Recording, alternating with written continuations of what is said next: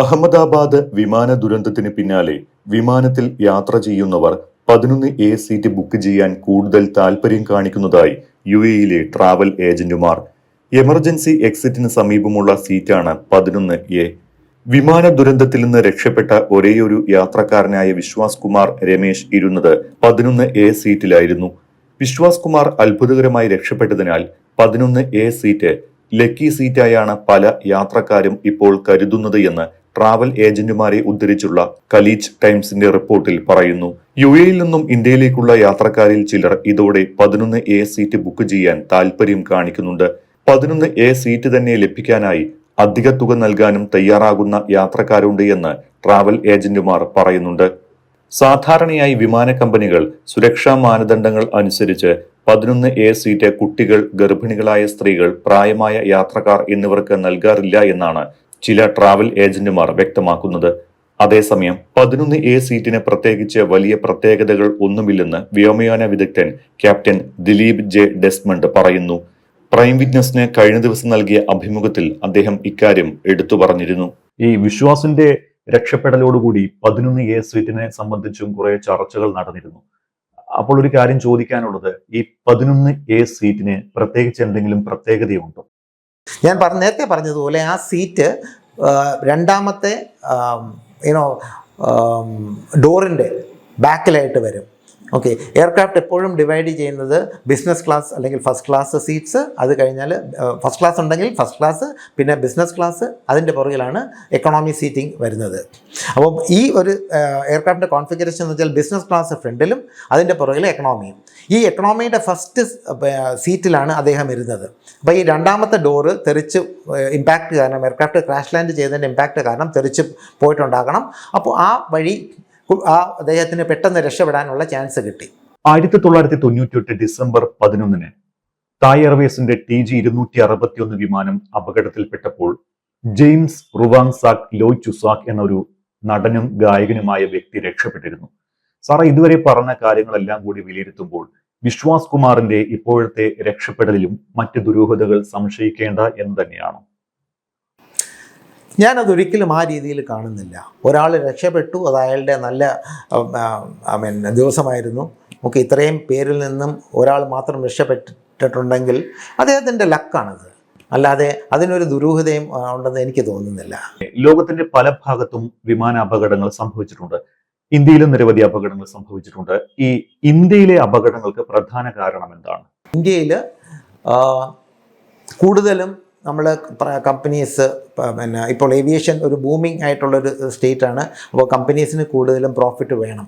Okay, മാത്രവുമല്ല നമ്മുടെ ബാക്കിയുള്ള രാജ്യങ്ങളെ അപേക്ഷിച്ച് നോക്കുകയാണെങ്കിൽ എൻ്റെ അഭിപ്രായമാണിത്, കറപ്ഷനും ഇതും ഇന്ത്യയിൽ ഇത്തിരി കൂടുതലാണ്. അപ്പോൾ ആ ഒരു സമയത്ത് ഇവർക്ക് കൂടുതലും പൈസയൊക്കെ കൊടുത്ത് ആൾക്കാരെ, പിന്നെ എന്താ പറയുന്നത്, DGCA അല്ലെങ്കിൽ ബാക്കിയുള്ളവരെ കൂടുതലും ഇൻഫ്ലുവൻസ് ചെയ്യാൻ പറ്റും. ഞാനൊരു എക്സാമ്പിൾ ഇവിടെ പറയാം. ഞാൻ എയർ ഇന്ത്യയിൽ ഉണ്ടായിരുന്നൊരു സമയത്ത് ഒരു ടേക്ക് ഓഫ് ചെയ്യുകയായിരുന്നു. ഞാനും കോ പൈലറ്റും കൂടെ ഉണ്ടായിരുന്നു. അന്ന് ഞങ്ങൾ മുംബൈയിൽ നിന്നാണെന്ന് തോന്നുന്നു ന്യൂയോർക്കിലോട്ട് ഫ്ലൈ ചെയ്യുന്ന ഒരു ഫ്ലൈറ്റായിരുന്നു. അപ്പോൾ എൻ്റെ എയർക്രാഫ്റ്റ് ഞാൻ വിചാരിച്ചത്ര ട്രസ്റ്റ് കിട്ടിയില്ല. കാരണം ആ എയർക്രാഫ്റ്റ് റൺവേയുടെ വളരെ അടുത്ത് ചെന്നിട്ടാണ് അത് പൊങ്ങാൻ, അതിന് ആ സ്പീഡ് വന്നതും എനിക്കതിനെ പൊക്കി കൊണ്ട് ചെയ്യാനും ഉള്ളൊരു ഇത് വന്നത്. അപ്പോൾ ഞാൻ പൊങ്ങിക്കഴിഞ്ഞിട്ട് ഞാൻ ക്രൂസ് ഓൾട്ടിറ്റ്യൂഡിൽ ഞാൻ കോ പൈലറ്റ് ചോദിച്ചു, എന്തുകൊണ്ടായിരിക്കണം നമുക്ക് ഇത്രയും ഡിലേ വന്നത് ടേക്ക് ഓഫ് ചെയ്യാൻ വേണ്ടി. അപ്പം അദ്ദേഹം എൻ്റെ അടുത്ത് പറഞ്ഞു, സർ എനിക്കറിയത്തില്ല, only this thing can it be because of aircraft overloading. So I said yes, that's A possibility. എന്ന് വെച്ചാൽ നമ്മുടെ എയർക്രാഫ്റ്റിന് സപ്പോസ് ഒരു എക്സാമ്പിൾ പറയാം, ഒരു 15 ടൺ കാർഗോ ക്യാരി ചെയ്യാൻ കപ്പാസിറ്റിയുള്ള ഒരു എയർക്രാഫ്റ്റാണ്. ഓക്കെ, അപ്പോൾ ഈ കാർഗോ ചെയ്യുന്ന ആൾക്കാർ അവർ കറപ്റ്റാണെങ്കിൽ അവർക്ക് ഈ 15 ടൺ ആക്ച്വലി കയറ്റിയിട്ട് 5 ടൺ എന്ന് എഴുതുകയാണെങ്കിൽ നമ്മളൊന്നും അറിയില്ല. ഇത് പണ്ടത്തെ കാലത്ത് എയർക്രാഫ്റ്റ് വേ ചെയ്യാനുള്ള ഫെസിലിറ്റീസ് ഉണ്ടായിരുന്നു, ഇന്നത്തെ കാലത്ത് അതില്ല. അതൊരു അൺവാണ്ടഡ് ഇതായിട്ടാണ് കൺസിഡർ ചെയ്യുന്നത്. അപ്പോൾ എയർക്രാഫ്റ്റ് ആക്ച്വലി കൂടുതൽ വെയിറ്റ് എയർക്രാഫ്റ്റ് ഉണ്ടെങ്കിൽ ആ എയർക്രാഫ്റ്റിന് നമ്മൾ കൊടുക്കുന്ന പവർ ഇനഫ് ആയിരിക്കത്തില്ല. എല്ലാ ടേക്ക് ഓഫും നമ്മൾ എയർക്രാഫ്റ്റിൻ്റെ വെയിറ്റും ടെമ്പറേച്ചർ കണ്ടീഷൻസും എല്ലാം കാൽക്കുലേറ്റ് ചെയ്തിട്ടാണ് എത്ര പവർ വേണം ഈ എഞ്ചിന് ഈ റൺവേയിൽ നിന്ന് ടേക്ക് ഓഫ് ചെയ്യാനെന്ന് കാൽക്കുലേറ്റ് ചെയ്തിട്ട് ആണ് നമ്മൾ സെറ്റ് ചെയ്യുന്നത്, പിന്നെ നമ്മുടെ കമ്പ്യൂട്ടറിൽ സെറ്റ് ചെയ്യുന്നത്. അപ്പോൾ അത്രയും പവർ മാത്രമേ നമ്മൾ ഉപയോഗിക്കുകയുള്ളൂ. പക്ഷേ ഈ എയർക്രാഫ്റ്റിൻ്റെ വെയിറ്റ് ആക്ച്വലി കൂടുതലാണെങ്കിൽ ആ പവർ കൊണ്ട് ആ എയർക്രാഫ്റ്റ് നമ്മൾ ഉദ്ദേശിക്കുന്ന സ്ഥലത്ത് നിന്ന് പൊങ്ങാനുള്ള സാധ്യത കിട്ടത്തില്ല. അപ്പം corruption is a big thing within the airlines. Sir, നമ്മുടെ നിലവിലെ ഗതാഗത സംവിധാനത്തിൽ ഏറ്റവും സേഫ് ഉള്ളത് വിമാനമാണ്. പക്ഷേ ഈ വൈമാനികർ നേരിടുന്ന ഏറ്റവും വലിയ വെല്ലുവിളികൾ എന്ത്?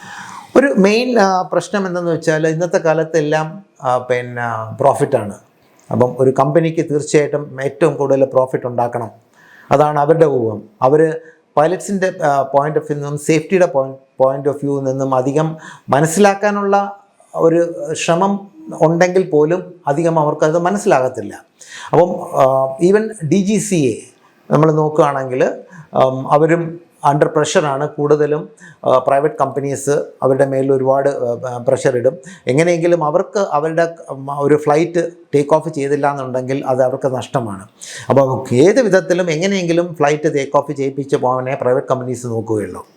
നേരെ മറിച്ച് എയർ ഇന്ത്യ ഗവൺമെൻറ്റിൻ്റെ ഇതിലായിരുന്നപ്പോൾ ഇത്രയും വലിയൊരു എങ്ങനെയെങ്കിലും ഫ്ലൈറ്റ് പൊക്കണം എന്നുള്ളൊരു കമ്പൽഷൻ ഇല്ലായിരുന്നു. ഓക്കെ, യെസ്, ഫ്ലൈയിങ് ചെയ്യണം.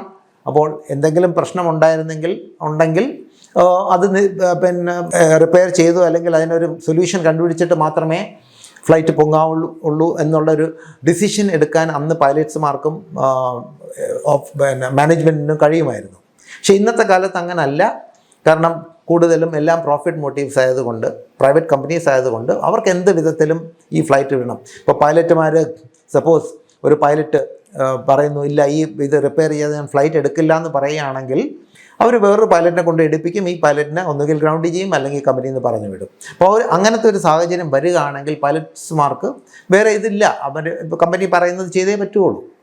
ആ ഒരു ഇതാണ് പൈലറ്റ്സിൻ്റെ കാര്യത്തിൽ ഏറ്റവും പ്രശ്നമായിട്ട് ഇപ്പോൾ വരുന്നത്. സാർ, പലപ്പോഴും ഈ പക്ഷികൾ കാരണം വിമാനങ്ങൾക്ക് ബുദ്ധിമുട്ടുണ്ടാകാറുണ്ട്. വിമാനം ഇറങ്ങാൻ വൈകി, പറന്നു വരാൻ വൈകുന്നു, പക്ഷി ശല്യം കൂടുതലാണ് എന്നൊക്കെ കേട്ടിട്ടുണ്ട്. അപ്പോൾ ഈ പക്ഷികൾ എത്രത്തോളം ഡേഞ്ചറാണ് ഈ വിമാനങ്ങൾക്ക്? പക്ഷികൾ തീർച്ചയായും അപകടം ഉണ്ടാക്കും. എയർപോർട്ടിൻ്റെ ചുറ്റിനും ഇപ്പോൾ ഉള്ളത്, ഇപ്പോൾ തിരുവനന്തപുരം എയർപോർട്ടിൽ പോലും ഈ പക്ഷികളുടെ ശല്യം ധാരാളമുണ്ട്. അവിടെ സ്ലോട്ടർ ഹൗസസ് ഉണ്ട്. അപ്പം അതെല്ലാം ക്ലിയർ ചെയ്യുന്നതായിരിക്കും എയർപോർട്ടിന് എപ്പോഴും സേഫ്റ്റി. അപ്പോൾ അത് ക്ലിയർ ആയിട്ടില്ലെങ്കിൽ അവിടെ ഒരുപാട് പക്ഷികൾ കാണും. വിമാനം പറന്ന് ഉയരുമ്പോഴും തിരിച്ചിറങ്ങുമ്പോഴും ഈ പക്ഷികളിൽ ഇടിക്കാനും അതുപോലെ ഈ പക്ഷികൾ എയർക്രാഫ്റ്റിൻ്റെ എഞ്ചിനകത്ത് പോകാനും സാധ്യതയുണ്ട്.